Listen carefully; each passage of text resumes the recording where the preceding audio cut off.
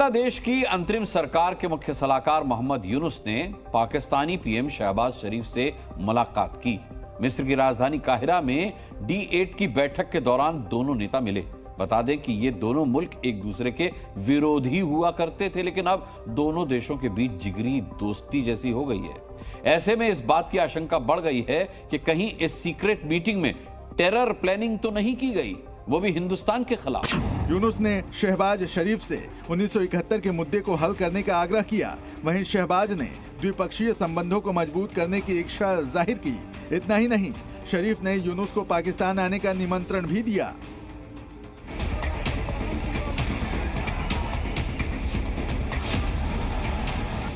भले ही दुनिया की नजर में ये मुलाकात बांग्लादेश पाकिस्तान के बीच संबंधों को बेहतर बनाने के लिए की गई हो, लेकिन इसके पीछे की हकीकत है पाकिस्तान और बांग्लादेश का कट्टरपंथी एजेंडा, हिंदुस्तान के खिलाफ डर्टी साजिश।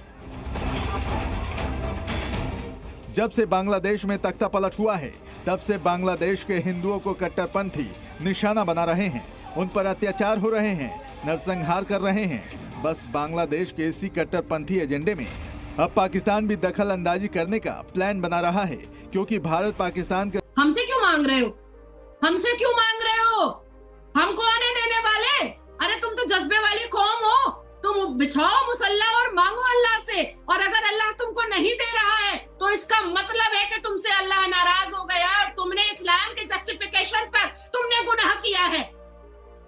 और आज अगर बांग्लादेश में अगर लोग रोटी रोटी के लिए तरस रहे हैं तो हमसे ना मांगो और भारत से अपेक्षाएं ना रखो, भारत के प्रधानमंत्री को ना गरियाओ, भारत के प्रधानमंत्री पर ये ईटा ना फेंको कि हम अपनी तरीके से चलेंगे तो तुम हमें खाना नहीं दोगे। अरे तुम अल्लाह से मांगो ना। और अगर तुम्हें अल्लाह नहीं दे रहा है तो इसका मतलब है कि तुम गलत हो, तुम पापी हो, तुम गुनाहगार हो, इसलिए तुमको अल्लाह नहीं दे रहा है। लेकिन नादिया जी, ये तो बांग्लादेश और पाकिस्तान की आपने बात की ना कि इनकी स्ट्रेटेजी, इनकी पॉलिसीज ऐसे हैं। खासतौर पे अगर पाकिस्तान की तो बहुत टाइम से ट्रेड बंद है, या मतलब कभी चलती है थोड़ी, कभी बंद होती है। पाकिस्तान इंडिया का तो चलता रहता है। लेकिन अगर बांग्लादेश की बात करें तो Indian prime minister Narendra Modi की ये स्टेटमेंट नहीं बल्कि उनका ये कहना है कि मेरा ये यकीन है कि वन वर्ल्ड, वन अर्थ और वन फैमिली। तो मतलब फैमिली में भी नाराजगियां तो चलती हैं या कुछ ऐसे इश्यूज चलते हैं, तो इसका ये मतलब तो नहीं। तो दोस्तों, अभी हाल ही में पाकिस्तान के प्राइम मिनिस्टर और बांग्लादेश के प्राइम मिनिस्टर की मुलाकात हुई है T8 समिट के अंदर। तो इस समिट में बांग्लादेश ने पाकिस्तान के साथ अच्छे संबंधन की मांग तो करी ही है, साथ में मोहम्मद यूनुस ने पाकिस्तान के प्राइम मिनिस्टर शहबाज शरीफ से खाने पीने की चीजें भी मांग ली हैं, जिसके कारण से पाकिस्तान के प्रधानमंत्री को हैरानगी हुई है कि हमारे यहाँ खुद चीजें बहुत महंगी हो रही हैं, चीजों के दाम दिन ब दिन बढ़ रहे हैं, तो हम तुम्हें क्या एक्सपोर्ट करेंगे। किया जाएगा। जो पहले एक बात की जाती थी जी, नई माफ़ी तलाफ़ी 71 में जो है, उसके बाद आगे नहीं बात बनेगी, वो सब कुछ ख़त्म होता नज़र आ रहा है।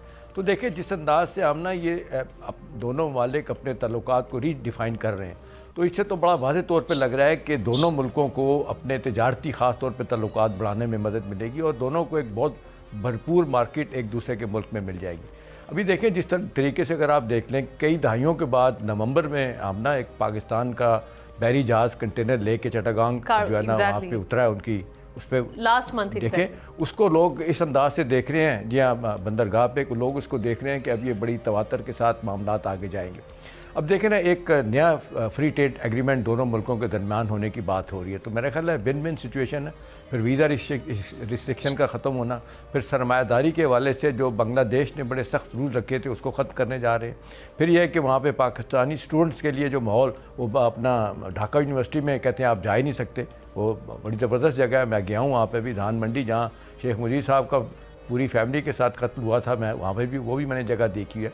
तो सवाल ये है कि जी इसके बाद व्हाट नेक्स्ट। इस वक्त 2022 का फिगर जो हमने है, $823 बिलियन की पाकिस्तान की एक्सपोर्ट थी और उनकी बहुत कम थी उस हवाले से। अब ये कहा जा रहा है कि इसका पोटेंशियल $3 बिलियन से ज़्यादा का है। और फौरी तौर पर जो बांग्लादेश की तरफ से लग रहा है, जो चीज़ें वो मांग रहे हैं, वो उनमें आमना आ रहा है, टेक्सटाइल है, केमिकल्स है, फूड स्टफ़ है, बेस मेटल्स है, प्लास्टिक है, सॉल्ट है, सीमेंट प्रोडक्शन है।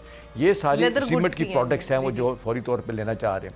एक और आमना मैं आपको बताऊँ ख़वातीन के हवाले से, वहाँ पे जिस तरह पाकिस्तान की फ़ैशन इंडस्ट्री इतनी डेवलप हुई है, वो कह रहे हैं कि जी ठीक है, पाकिस्तान का जो डिज़ाइनर क्लोथ्स ख़वातीन के यहाँ से स्मगल होके जाते थे दुबई के रास्ते, उसको डायरेक्ट में उनको पजीराई मिलेगी, तो ये भी एक बहुत बड़ी चीज़ है। तो मुझे लगता है कि ये अब आने वाले दिनों में जो एक सबसे अच्छी बात हुई है वो यही है कि ताल्लुकात को बेहतर करना, और दूसरी हमने सियासी तौर पर देखें एक बहुत बड़ी बात हुई है कि बांग्लादेश में तो दोस्तों बांग्लादेश और पाकिस्तान जो है ये दोनों देश मिलकर भारत के खिलाफ एक सिक्योरिटी अलायंस बनाने जा रहे हैं।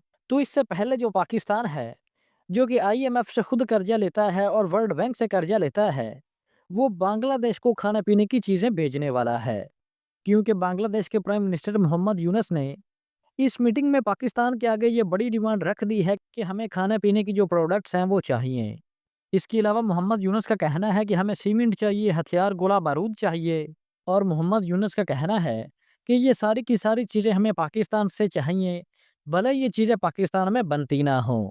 जिसके कारण से पाकिस्तान का प्राइम मिनिस्टर भी अब बहुत बड़े शौक में पड़ गया है कि आखिरकार इतना सब जो माल है वो हम बांग्लादेश को देंगे कहाँ से।